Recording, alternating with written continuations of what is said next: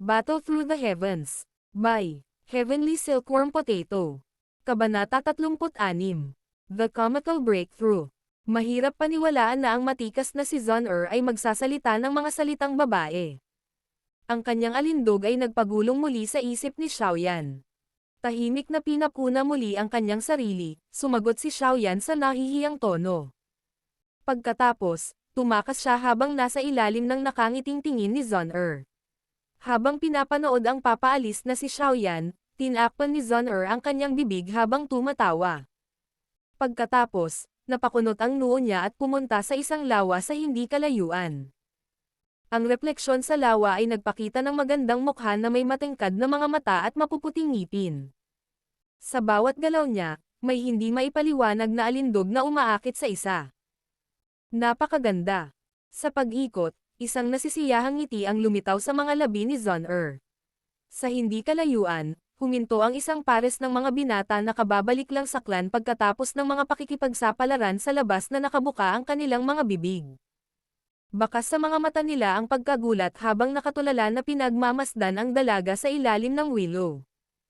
Pag-urong pabalik sa kanyang silid, nagpakawala ng malaking hininga si Xiaoyan habang isinara ang pinto. Pinunasan ang malamig na pawis sa kanyang noo, mapait siyang ngumiti.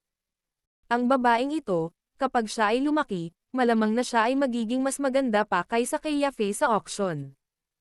Umupo sa kanyang mesa, si Xiaoyan ay sumingit ng isang subo ng tsaa habang ang kanyang isip ay puno pa rin ng Zon-Er. Naaalala kung gaano kaganda ang mga mata ni Zon-Er, biglang nakaramdam ng pag-alab si Xiaoyan sa kanyang puso. Umiling si Xiaoyan, isinumpa ang bastard sa kanyang sarili at sa wakas ay kumalma. Ikinaway ang kanyang masakit na mga braso, pumunta si Xiaoyan sa sulok ng kanyang silid at kinuha ang wood basin na puno ng foundation elixir bago mabilis na tumalon. Sa malamig na tubig na dumadaloy sa kanyang balat, isang katamtamang init ang kumalat sa katawan ni Xiaoyan at dahan-daang inalis ang pagod sa kanya. Habang nabubuo ang mga ripples, si Xiaoyan ay tamad na humiga sa gilid ng kahoy na palanggana habang ang kanyang hininga ay bumagal at kumalma. Inaalala ang gulat sa mukha ng lahat ngayon sa training field, isang ngiti ang lumitaw sa mukha ni Xiaoyan. Lakas, ang pinakamahalagang bagay sa mundong ito. Habang hinihimas ang kanyang mga templo, isang malamig ngunit magandang mukha ang hindi inaasahang pumasok sa kanyang isipan. Ito ay kay Nolan Yanran. Habang nakapikit ang mga mata, bumulong si Xiaoyan. 2 taon pa, maghanda ka dahil hahanapin kita. Kung hindi dahil sa lamig sa loob ng mga salita, pakalin ng sino man na ang mga salita ni Xiaoyan ay para sa isang magkasintahan at hindi isang mahigpit na karibal. Naaalala ang mapang-akit na saloobin at mga parirala ni Nolan Yanran sa pangunahing bulwagan, ang mga kamay ni Xiaoyan ay dahan-daang pumulupot sa mga kamao. Ang kahihiyan na kanyang naranasan, ay nakatatak sa kanya. Hahaha, hindi man lang ako makapagpahinga. Ang taong iyon. Kahit na siya ay mayabang, na kinuha ng faction leader ng Faction of Mystic Clouds, ang kanyang talento at potensyal ay hindi dapat masyadong sira.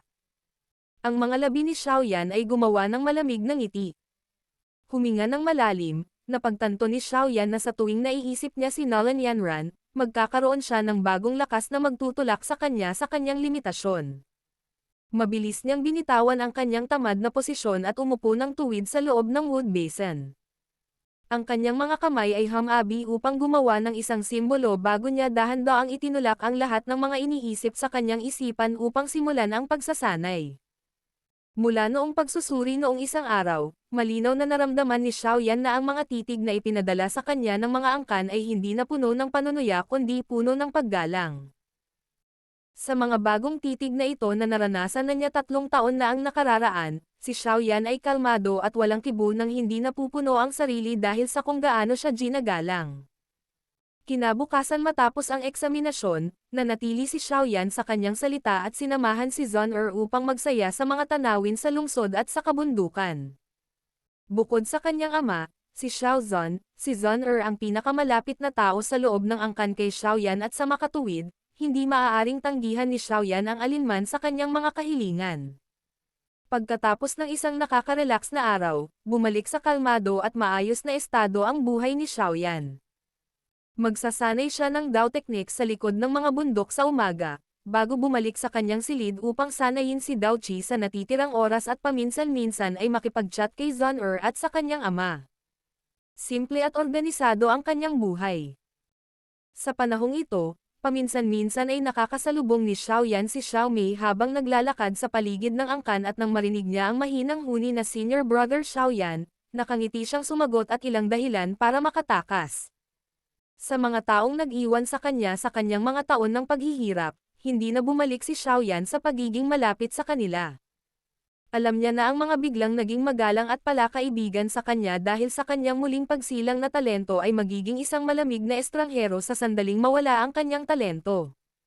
Ang ganitong uri ng backstab, na maranasan ito minsan ay sapat na. Mabagal na lumipas ang 1 buwan at 7 araw na lang ang natitira bago ang seremonya ng pagdating ng edad ng Shao Clan. Kahit na napakaraming oras na ang lumipas, mula sa pagsusulit hanggang 7 araw bago ang seremonya ng pagdating ng edad, hindi pa rin nasasagot ang hiling ni Xiaoyan na makaabot sa ika-8 Duanqi na siyang nagpabiye sa kanya. Pagkatapos magsikap para sa ika-8 Duanqi sa loob ng 2 araw, hindi pa rin nakaranas si Xiaoyan ng tagumpay at sa gitna ng pagkabigo, nirelax niya ang kanyang pagsasanay upang siya ay nasa pinakamataas na kondisyon para sa seremonya ng pagdating ng edad. Ngunit, nang maisip niya na wala na siyang pag-asa na makagawa ng isang pambihirang tagumpay at tumalon sa ika-8 Duanqi, isang kawili-wiling sorpresa ang dumating.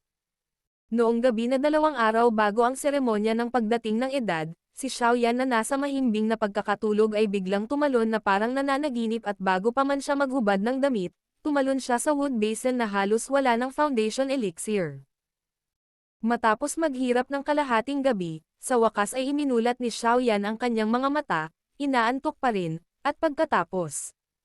Napagtanto niya na ang tanyag na ika-8 buwan na pinaglalaban niyang abutin sa loob ng 2 hanggang 3 buwan ay sa wakas, habang siya ay kalahating tulog pa, ay nakamit. Patungo sa nakakalito ngunit nakakatawang tagumpay na ito, si Xiaoyan, habang masaya at nagulat, ay napabulalas lamang. Talaga. Battle Through the Heavens. Kabanata 37.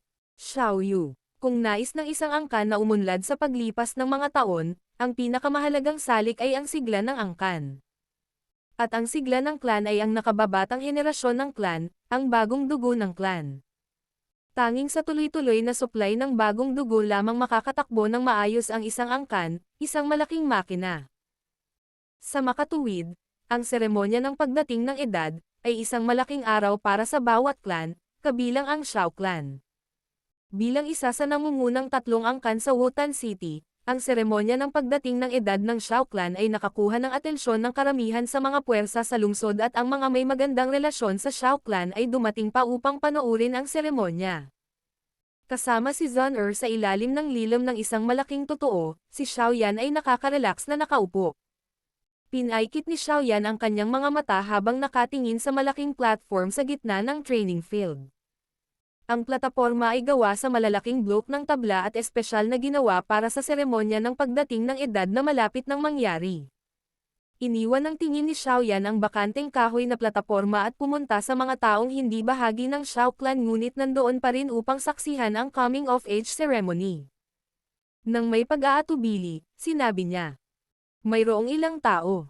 Habang pinagmamasdan ang malungkot na mukha ni Xiaoyan, si Zun-Er, na alam na gusto ni Xiaoyan ang katahimikan, ay napatawa. Nang tumunog ang kanyang tawa, naramdaman ni Zun-Er ang nag-aakusa na tingin ni Xiaoyan at mabilis na isinara ang kanyang bibig. Sa pagtingin kay Xiaoyan, ang kanyang mga mata ay may isang pahiwatig ng mapusyaw na gintong kumikislap bago niya sinabing. Si senior brother Xiaoyan ay umabot sa ika-8 Duanqi. Nang marinig iyon, itinagilid ni Xiaoyan ang kanyang ulo para tingnan siya at napagtanto na habang nasa tabi niya si Zun-Er, hindi siya makapagtago ng anumang sikreto. Sa isang nalulumbay na puso, mahina siyang tumanggo. Wow! Hindi pa lumipas ang 1 buwan at nakarating ka na sa ika-8 Duanqi. Ang bilis nito. Nakakatakot. Nang makitang tumanggo si Xiaoyan, kahit na ang kalmado ni Zun-Er, nagpakita siya ng pagtataka. Binibigyan siya ng puting mata kay Zun-Er, biglang lumingon ang mukha ni Xiaoyan. Malapit sa sahig na gawa sa kahoy, may isang babae na nakabalot ng pulang damit at nakikipagkwentuhan sa mga tao sa tabi niya. Pinalibutan siya ng isang bilog ng mga tao, na ginagawa ang lugar kung saan siya naroroon, ang pinakasikat na bilog sa paligid ng platform. Ang babaeng ito na naka-red dress na umaakit sa lahat ay isang taong nakita na ni Xiaoyan. Siya ang nangungunang auctioneer ng Primer Auction House, si Yafei. Sa kanyang titig na nakatitig sa ahas ng tubig na parang baywang ni Yafei, tahimik na ibinigay ni Xiaoyan ang kanyang opinyon. Talagang maganda. Matapos ang titig ni Xiaoyan ay nanatili kay Yafei ng ilang sandali, ang malungkot na umbok ni Zun ay nagmula sa kanyang tabi. Ahem. Habang kumukurap ang kanyang mga mata, dahan-dahang binawi ni Xiaoyan ang kanyang tingin para kumilos na para bang hindi siya nakatitig kay Yafei at ngumiti sa malungkot na si Zun. Alam mo ba na ang Primer Auction House ay dumating sa seremonya ng pagdating ng edad ng ating clan? Tinitigan ng masama si Xiaoyan na parang walang nangyari, walang emosyong sinabi ni Zun. Ang Xiao Clan at ang Primer Auction House ay palaging may magandang relasyon kaya bakit napakalaking bagay ang mararating ni Yafei. Dagdag pa rito, ang kakayahan ng babaeng ito sa pakikipagtalastasan ay napatunayang hindi kapanipaniwala ng buong Wutan City. Ang isang pares ng mga young masters na nakipagkaibigan sa kanya para sa kanyang kagandahan ay gumastos ng hindi kapanipaniwalang halaga ng pera sa kanya ngunit sa huli, wala silang nakuha.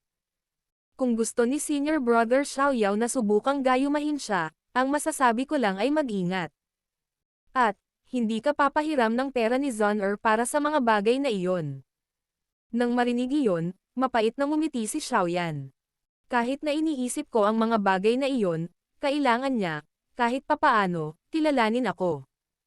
Napagtanto mo na mas matanda siya sa akin ng 7 hanggang 8 taon, tama ba? Hindi ba't may mga babaeng nagugustuhan yan? Tila napangiti si Zun habang sinasabi iyon. Tuyong pagubo, maaari lamang aminin ni Xiaoyan ang pagkatalo at hindi na muling tumingin sa lupon ng mga tao. Ha? Bakit siya bumalik? Nang makitang hindi na tumitingin doon si Xiaoyan, tumigil si Zun sa pagpupursage at pagkatapos ng ilang sandali ng katahimikan, napasigaw siya ng malakas. Sino? Matapos sundan ang tingin ni Zun dahan-daang nagsalubong ang mga kilay ni Xiaoyan. Itinuro ng tingin ng dalawa ang isang babae na nakasuot ng school uniform at kasalukuyang nakasandal sa puno. May espada siyang nilagyan sa kanyang baywang, medyo matangkad at ang pinakakapansin-pansing katangian ay ang kanyang mahahabang binti, mga binti na napaka-sexy na kahit ang mga binti ni Yafei ay namutla kumpara sa kanya. Xiaoye. Habang nakatitig sa matangkad na babae, nagtanong si Xiaoyan. Hindi ba siya pumunta sa Jianan Academy para magsanay? Bakit siya bumalik? Pakyut na ikinabot ni Zun ang kanyang balikat habang nanunukso. Senior Brother Xiaoyan, sa pagkakataong ito, baka may problema ka. Ibinuka ni Xiaoyan ang kanyang bibig, sinapo ni Xiaoyan ang kanyang nasusunog na noo habang sinasabing. Nakakainis ang masungit na babae na ito. Kalokohan, ang nagawa ko lang ay hindi sinasadyang madapa sa kanyang paliguan sa likod ng mga bundok at hindi sinasadyang mahawakan ang kanyang mga binti.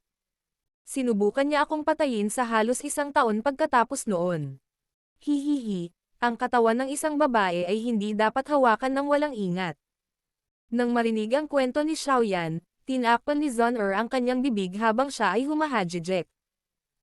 Bigla niyang naalala kung paano siya tinulungan ni Xiaoyan noong gabi at sa mga oras na iyon, nagkaroon siya ng kontak sa kanyang katawan, dahilan upang lumitaw ang pulang pamumula sa kanyang mukha. Kinagat ni Xiaoyan ang kanyang mga labi habang malamig na nakangiti. Ang babaeng iyon ay kapatid ni Xiaoning at pareho silang hindi mabuting tao. Ang pagkapuot sa akin ng bastard na iyon ay bahagyang dahil sa kanya. Sa malayo, tila naramdaman ni Xiaoyu ang pag-uusap ng dalawa tungkol sa kanya at lumingon upang hanapin si Xiaoyan sa ilalim ng isa pang puno. Matapos ang bahagyang pagkabigla, napakunot ang noo niya habang bumakas sa mukha niya ang pagkasuklam at pagkamuhi. Pagkatapos ng isang paghinto, ginalaw ni Xiaoyu ang kanyang kaakit-akit na mahabang binti at nagsimulang maglakad patungo kay Xiaoyan. Nang makitang papalapit si Xiaoyu, napakunot din ang mga kilay ni Xiaoyan habang ipinakita niya ang kanyang pagkasuklam at pagkainip. Ha, Xiaoyan, Hindi ko akalain na makikita ko ang araw na mababago mo ang iyong sitwasyon. Nakakagulat talaga. Paglapit, nakita ni Xiaoyu si Xiaoyan na hindi nagustuhan sa kanya at nginisyan siya. Wala ito sa iyong negosyo. Malinaw, si Xiaoyan ay hindi masyadong nasiyahan kay Xiaoyu at ang kanyang normal na kalmado ay naiwan sa kanyang mga maalay na salita. Ang iyong mga salita ay matalas at nakakainis pa rin gaya ng dati. Mukhang ang 3 taong paghamak ay hindi nagpakinas sa iyong matalas na sigla. Tumingin si Xiaoyu kay Xiaoyan at sinabi sa tono ng pagtuturo. Muli itong tono. Habang nagpapakawala ng inis na hininga sa kanyang isipan, tumingin sa ibaba si Xiaoyan at pinagmasdang mabuti ang babaeng ito na halos 1 taon na niyang hindi nakita. Inilipat ang kanyang tingin sa kanyang mga binti, hinawakan ni Xiaoyao ang kanyang ilong habang nagtatanong. Ganoon pa rin kahaba ang iyong mga binti. Siguro kung may ibang lalaki ang humipo sa kanila pagkatapos ng oras na iyon. Nang marinig iyon, napatigil si Xiaoyu na nanunuya, habang dumilim ang kanyang mukha. Battle Through the Heavens. Kabanata 38. Ang brat na ito ay hindi simple.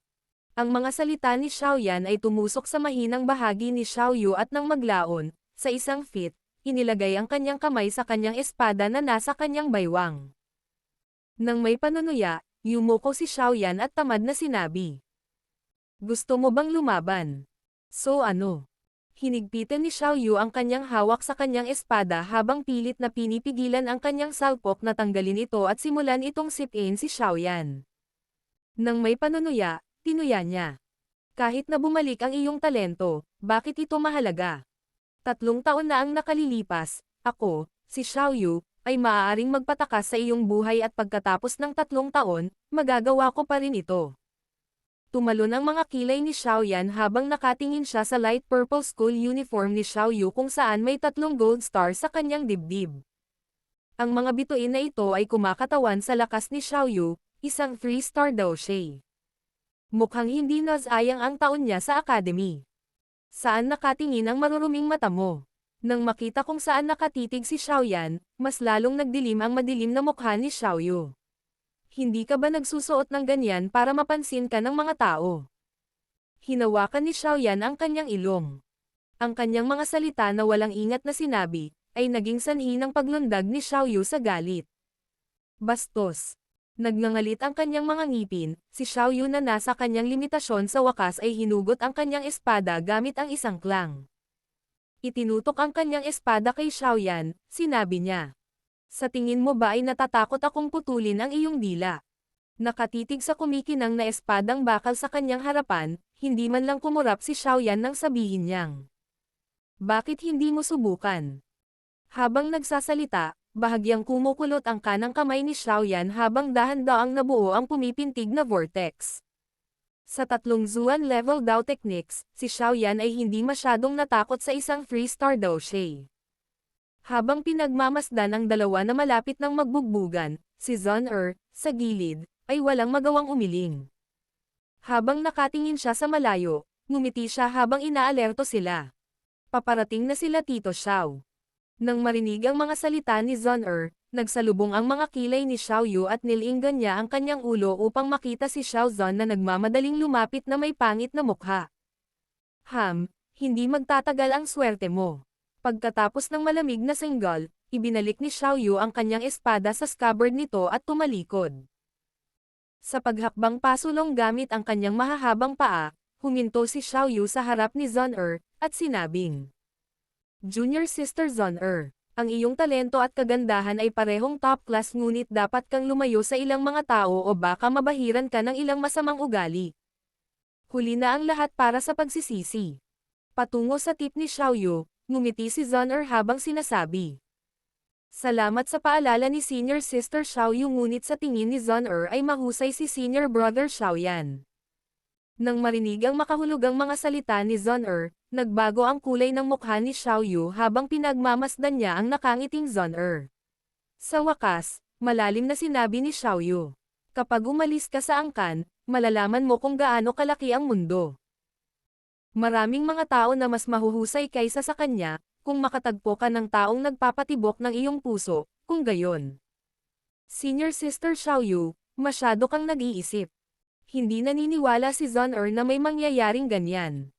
Nakaawang ang mapupulang labi ni Zon-er habang pinuputol niya si Xiaoyu. Matapos magambala ni Zon-er, napahiya si Xiaoyu kaya umalis siya pagkatapos bigyan si Xiaoyan ng isang huling masamang titig. Habang pinapanood ang galit na pag-alis ni Xiaoyu, dahan-daang nagpakawala ng hininga si Xiaoyan habang ang kanyang mukha na puno ng disgusto ay bumalik sa kanyang normal at kalmadong mukha. Bumantong hininga, sinabi niya. Hindi ko talaga siya gusto. Nang marinig iyon, tinakpan ni Zon-er ang kanyang bibig habang tumatawa. Sa totoo lang, nagtataka talaga ako kung bakit palagi niyang kinakalaban si senior brother Xiaoyan. Kahit na hindi mo sinasadyang napadpad sa kanyang paliguan, hindi naman siya dapat natutol sa iyo, di ba? Paano ko malalaman? Inosenteng nagkibit-balikat si Xiaoyan bago tumingin kay Xiaozan at 2 pang taong naglalakad patungo sa kanya. Yan okay ka lang ba? Nasaan si Xiaoyu? Mabilis na lumakad at nakita ang hindi nasaktan na si Xiaoyan, nagpakawala ng hininga si Xiaozan habang nagtanong. Bahagyang nagkibit-balikat, si Xiaoyan ay tumawa. Ayos lang ako. Ang babaeng iyon ay nagkaroon ng dugo sa kanyang ulo. Dapat iwasan mo siya ng kaunti. Masama ang ugali ng babaeng iyon at ngayon ay isa na siyang 3-star daw siya, kung mag-away kayo, matatalo ka. At saka, apo siya ng unang elder kaya wala ako sa magandang posisyon para parusahan siya kapag nag-away kayo. Walang magawang sabi ni Xiaozan. Hinawakan ni Xiaoyan ang kanyang ilong habang nakangiti ng hindi sumasagot. Narito si Yan-er, ito ang nangungunang auctioneer ng Primer Auction House, namimiss si Yafei. Ang Foundation Elixir mula sa huling pagkakataon ay dinala sa kanya. Tumabi si Xiaozan para ipakita sa likod niya ang babaeng nakapulang damit habang ipinakilala siya nito. Pinagmasdan ni Xiaoyan ang magandang babae na nagpakita ng maturity sa kanyang mga aksyon at ipinakita ang isang nahihiyang ngiti na angkop sa kanyang edad. Sister Hai Yafei. Sa kanyang kaakit-akit na mga mata ay nakadikit kay Xiaoyan. Ang magandang mukha ni Yafei ay nagpakita ng isang ngiti dahil sa kanyang address. Habang gumagalaw ang kanyang mapupulang labi, nagtanong si Yafei habang nakangiti. Narinig ko na pinalaki ng young master na si Xiaoyan ang 4 na duanqi sa loob lamang ng 1 taon. Hihihi, ang bilis ng pagsasanay na iyon ay naging malaking balita sa Wutan City, ngunit totoo ba ito? Itinagilid ni Xiaoyan ang kanyang ulo at nahihiyang sinabi. Ito ang resulta ng pagbili ni Ama ng Foundation Elixir. Nang marinig ang hindi direktang pag-amin ni Xiaoyan, kahit na sa pagiging mahinahon ni Yafei, hindi niya maiwasang mapabuntong hininga. Ang kuryosidad at interes ay sumilay sa kanyang mga mata habang iniisip niya. 4 na duanqi sa loob lamang ng 1 taon, ang bilis ng pagsasanay na iyon, ay nakakatakot. Tungkol sa Foundation Elixir na iyon, personal kong napagmasdan ito at natural na alam ang mga epekto nito. Makakatulong ito ng kaunti sa bilis ng pagsasanay ng 1 tao ngunit upang taasan ang 4 na duanqi sa pag-asa lamang dito. Imposible. Nang makitang may basic na pagpapakilala ang dalawa, tumangala si Xiaozan sa langit at tinapik ang balikat ni Xiaoyan. Nakangiting sinabi niya. Sige. Magsisimula na ang seremonya sa pagdating ng edad at may mga bagay akong inihanda. Huwag mo akong pababayaan mamaya. Tumanggaw si Xiaoyan habang nakangiti. Kasunod ni Xiaozan, sinilip ni Yafei si Xiaoyan bago siya lumingon. Sa loob ng ilang taon sa auction house, naiintindihan niya kahit ang pinakamaliit na detalye at nang tumingin siya sa mga mata ng binata, napagtanto niya na kahit mukhang mahiyain ang binata sa kanyang harapan, sa loob ng itim nitong mga mata, walang emosyong nakatakas. Ito ay kalmado, tulad ng isang liblib na lawa. Upang makontrol ang kanyang emosyon sa murang edad. Ang brat na ito ay hindi simple. Paglingon, ang kaisipang iyon ay tumunog sa isipan ni Yafei. Battle Through the Heavens. Kabanata 39. Ceremonial na pagsusulit. Ang seremonya sa pagdating ng edad ay nagkaroon ng napakaraming magkakahiwalay na hakbang at napakakomplikado nito na maaaring magsimulang sumakit ang ulo ng isang tao. Nakaupo sa ibaba ng plataporma, pinanood ni Xiaoyan ang binata sa entablado na parang isang manika. Hindi niya napigilan ang pagkunot ng kanyang noo habang sinabi niya kay Zon-er sa tabi niya. Itong seremonya sa pagdating ng edad. Talagang pahirap ito. Pinagmamasdan ang malungkot na mukha ni Xiaoyan, ngumiti si Zhon'er habang sinasabi. Hindi ko mapigilan. Ito ay mga patakaran na ipinasa mula noong sinaunang panahon at kahit si Tito Xiao ay hindi maglalakas loob na baguhin ang mga ito. Napabuntong hininga si Xiaoyan habang mahinang tumango sa kanyang ulo. Sakto nang matutulog na siya, napataas ang kilay niya nang maramdaman niyang may nakatingin sa kanya. Naningkit ang kanyang mga mata, tumingin siya sa kaliwa ng plataporma. Nakatayo doon si Xiaoning, puno ng inggit habang pinapanood sina Zhon'er at Xiaoyan. Nang makita niya ang huli niyang tingin, mabilis niyang itinaas ang kanyang kamao, agresibo. Tanga. Bahagyang sinabi ang salitang ito, bahagyang lumipat ang paningin ni Xiaoyan sa kaliwa, kay Xiaoyun na nakatayo sa tabi ni Xiaoning. Matapang na dama-po ang mga mata nito sa mahaba at sexing legs nito hanggang sa maging berde ang mukha nito, bago tuluyang umiwas ng tingin na may malamig na ngiti. Mula sa gilid, si Zhon'er ay nakangiti sa kanyang sarili habang pinapanood ang mga kalokohan ni Xiaoyan, pakiramdam na medyo walang magawa. Pagdating kay Xiaoyu, si Xiaoyan ay tila nawala ang kanyang karaniwang kalmado at palaging pinupukaw siya hanggang sa tuluyan na siyang mabaliw.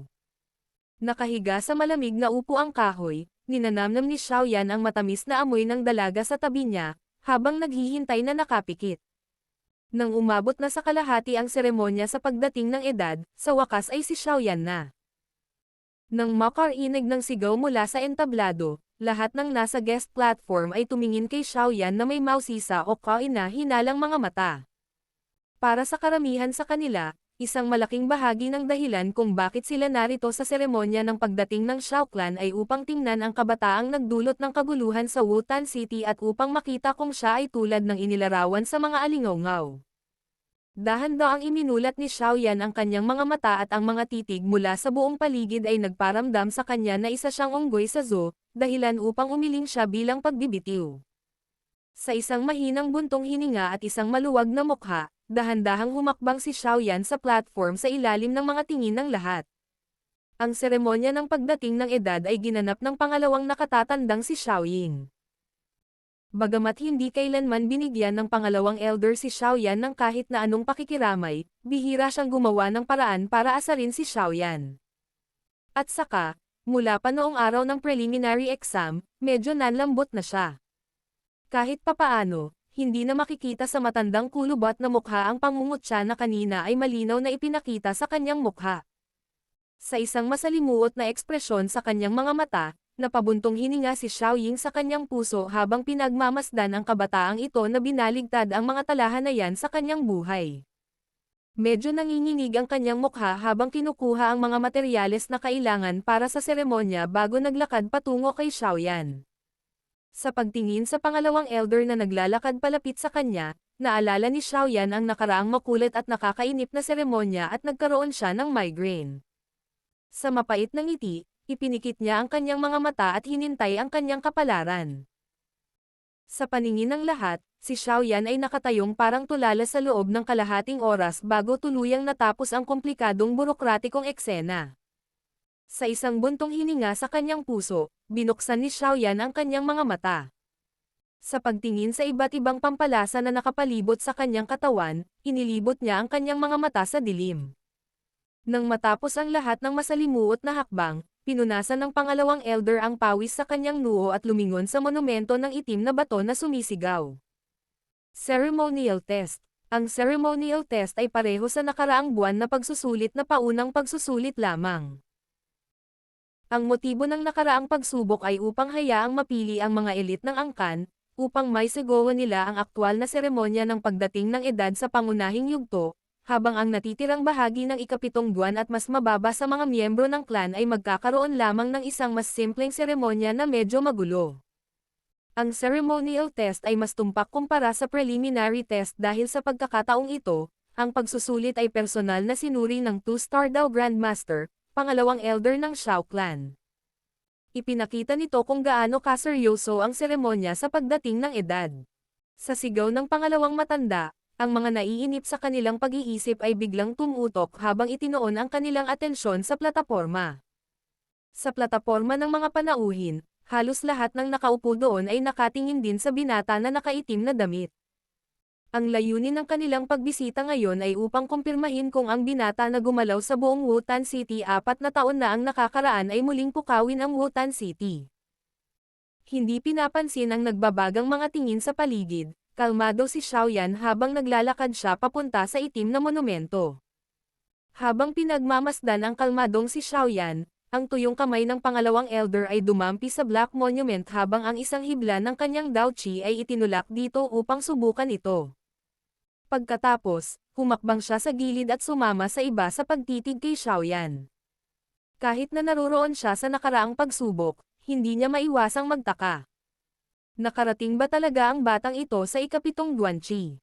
Ang pagkabigla sa pagganap ni Xiaoyan ay partikular na nakaapekto sa pangalawang elder na ito at lalo niyang hiniling na siya ang mamahala sa seremonya sa pagdating ng edad para masigurado niyang personal niyang subukan si Xiaoyan.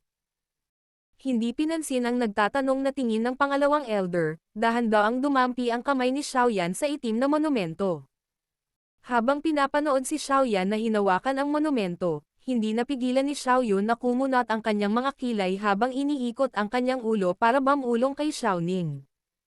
Nakarating ba talaga siya sa ikapitong Duanqi? Dahil kakauwi lang ni Xiaoyu 2 araw na ang nakakaraan matapos humiling ng pahinga sa akademya, wala siya roon para saksihan ang paunang pagsubok ni Xiaoyan at sa gayon ay naghihinala pa rin sa kanyang mga nagawa. Nang tanungin ng kanyang kapatid na babae, mapait na tumango si Xiaoning habang sinasabing, "Oo, siguradong kumain ang lalaking iyon na nakatulong sa kanya na tumalon ng 4 na Duanqi sa loob lamang ng 1 taon." Nang makumpirma muli ang kanyang tanong, pinagdikit ni Xiaoyu ang kanyang mga labi habang pinapadyak ang kanyang mga binti sa inis. Habang galit na nakatitig sa binata sa entablado, makikita sa maganda niyang mukha ang kanyang matigas na ugali habang iniisip. Kung hindi ko talaga nakikita, hindi ako maniniwala na binaliktad ng Pailey na iyon ang kanyang sitwasyon. Huminga ng malalim, napangisi si Xiaoyu habang sinasabing, "Malamang may ginawa ang batang iyon noong nakaraan ngunit sa pagsusuri ng pangalawang elder sa pagkakataong ito, ako ay..." Bago niya matapos ang kanyang pag-iisip, sumikip ang mukha ni Xiaoyu habang ang iba pang mga salita ay natigil sa kanyang lalamunan. Sa mataas na kahoy na plataporma, ang malaking itim na monumento ay nagniningning ng maliwanag habang ang mga gintong salita ay lumitaw sa monumento. Dao Ziqi, Ikawalong Antas na Duanqi. Battle Through the Heavens. Kabanata 40. Gulat. Tahimik ang lahat. Lahat ng mga mata ay blanko na nakatuon sa mga gintong salita na makikita sa Blackstone tablet sa itaas. Sa plataporma ng mga panauhin, umalangaw-ngaw ang matingkad na malinaw na singsing ng mga basag na tasa ng tiyaan na nahuhulog sa lupa. Ang mga kinatawan mula sa Wutan City ay natulala, ang kawalan ng paniniwala sa kanilang mga mukha. Ang layunin ng kanilang pagbisita ay upang kumpirmahin kung ang mga tsismis ay totoo o hindi. Upang makita sa kanilang mga mata kung talagang tumaas si Xiaoyan sa 4 na Duanqi sa loob ng 1 taon. Gayunpaman, ang kanilang nakita ay hindi lamang nakumpirma ang mga alingaw-ngaw ngunit ganap na nalampasan ang kanilang mga inaasahan. 4 na Duanqi sa 1 taon. Ngayon ito ay naging 5 Duanqi. Ang bilis ng pagsasanay na ito, maaari lamang itong ilarawan sa isang salita. Nakakatakot. Ang Shao Clan ay nagtagumpay muli. Ang lahat ng nasa platform ng mga panauhin ay hindi napigilan ang pag-ungol. Upang magkaroon ng miyembro ng clan na tumalon ng 5 Duanqi sa 1 taon, mukhang maliwanag ang kinabukasan ng Shao Clan. Kung magpapatuloy ang rate ng paglago na ito, marahil sa loob ng 10 taon, ang Shao Clan ay magkakaroon ng isang miyembrong may ranggo na Dao Huang. Nagkatinginan ang lahat ng nasa plataporma ng mga panauhin habang bumibigat ang kanilang puso sa isiping iyon. Dao Huang. Kung ang alinmang angkan sa Jiama Empire ay may malakas na Dao Huang, ang kanilang katayuan ay tataas sa loob ng Jiama Empire. Kahit na ang 3 pinakamalaking clan sa Jiama Empire, ang Primer Clan, Nolan Clan at Ritter Clan, ay igagalang ang clan na iyon pagkatapos ng lahat, mayroon lamang isang maliit na Dao Huang level na Dao Ziz sa buong Jiama Empire. Ang bawat Daoshe na umabot sa ranggo ng Dawang ay may kapangyarihang ibagsak ang anumang bagay mula sa langit hanggang sa karagatan at madaling harapin ang 10,000 mga kaaway. Walang matino na imperyo ang mangangahas na saktan ang isang Dawang nang hindi tinitimbang ang mga kahihinatnan. 300 taon na ang nakalilipas, ang nag-iisang Dawang Daoshe ng Jiama Empire ay pinatay ang kanyang pamilya bilang resulta ng isang digmaan. Dahil dito, nag-iisang minassacre ng Dawang ang 10,000 piling kabalyero ng kaaway sa sobrang galit. Parehong imperyo ay nayanig sa pagkamangha sa pagdanak ng dugo na dulot. Simula noon, walang imperyo sa Daochi Continent ang nangahas na saktan ang isang Dawang Daoshe. Kasabay nito, nakita ng lahat kung gaano katikat ang Dawang. Sa makatuwid, lahat ng nakakita ng regalo ni Xiaoyan ay tumingin sa Xiao Clan na may matinding inggit. Sa gitna ng mataas na plataporma, maging si Xiao Zhan ay nakatingin sa mga gintong salita sa monumento na medyo maasim ang kanyang mga mata. Pagkaraan ng ilang sandali, nagpakawala siya ng mahabang hininga at tiningnan ang kanyang anak na may itim na damit na may pasasalamat.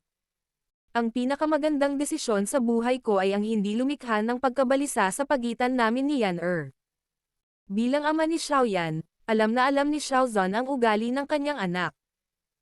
Malinaw pa rin niyang naaalala na sa pagkabata ni Xiaoyan, hindi nagtagal pagkatapos ng kanyang kapanganakan, kung gaano kawalang interes ang kanyang anak sa kanya. Palagi siyang tinitingnan ni Xiaoyan na may malamig na tingin, na para bang isang estranghero ang tinitingnan niya at hindi ang kanyang ama.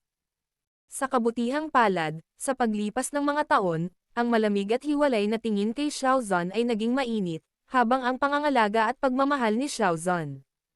Sa pag-iisip pabalik sa panahon noong bata pa si Xiaoyan, nanginginig si Xiao Zhan. Napaawang ang bibig niya habang may maamong ngiti sa mukha niya. Xiao Clan Leader, ang talento ni Young Master Xiaoyan ay talagang nakakatuwang. Sa pagkakataong ito, ang Xiao Clan ay tiyak na magkakaroon ng nakakatakot na Daoshe. Nakatayo sa tabi ni Xiao Zhan, ang magagandang mata ni Yafei ay nakatingin sa mismong taong tinitingnan ni Xiao Zhan. Medyo namumula pa ang mukha niya sa excitement habang sinasabi niya ang iniisip niya. Tumawa ng malakas si Xiao Zhan, kitang-kita sa mukha niya ang pagmamataas at pananabik. Pinagsalikop niya ang kanyang mga kamay at may magalang na tingin kay Yafei, bago siya sumagot. Yafei, ang talento ng batang iyon ay minsan napakalaking sorpresa ngunit sa ibang pagkakataon, isang malaking pagbagsak. Alam mo rin kung paano siya nahulog mula sa spotlight 3 taon na ang nakakaraan at humarap sa hindi mabilang na paghihirap. Walang sino man ang mag-aakalang maibabalik niya ang kanyang talento ngunit heto na naman. Ha! Bahagyang yumoko ang mga kilay ni Yafei sa kanyang pambabaeng ngiti. Kung ang talento ni Xiaoyan ay panandalian o hindi, hindi niya alam. Sa ngayon, ang tanging mahalaga sa kanya ay ang kanyang potensyal, na magiging sapat para sa kanya. Sa pagbibigay ng kaakit-akit na tingin pababa, nakabuo na ng plano ang puso ni Yafei. Sa hinaharap, tiyak na pupunta siya at makipagnegosyo sa Xiao Clan hanggat maaari.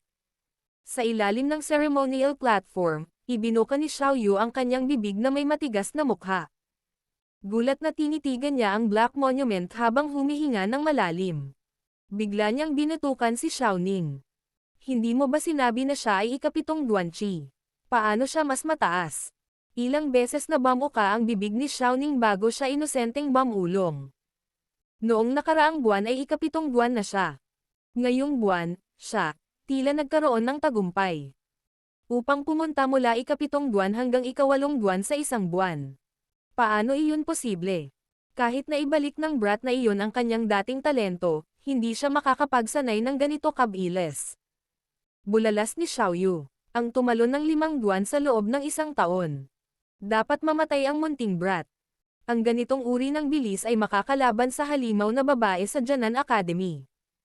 Paano ko malalaman? Si Xiao Ning ay nagbigay ng mapait na ngiti habang sinulyapan ang malayong Zhan Er, para lamang makita ang titig nito kay Xiaoyan sa ibaba na may mga mata ng paghanga at hindi man lang siya pinansin. Gagong bastos. Matapos hindi pansinin ng babaeng pinakagusto niya sa lahat, ang puso ni Xiao Ning ay nag-alab sa apoy ng paninibugho. Itinaas niya ang kanyang ulo, Ibinato niya ang isang mabangis na titig kay Xiaoyan na kabaligtaran ng kanyang mukha ng kabataan.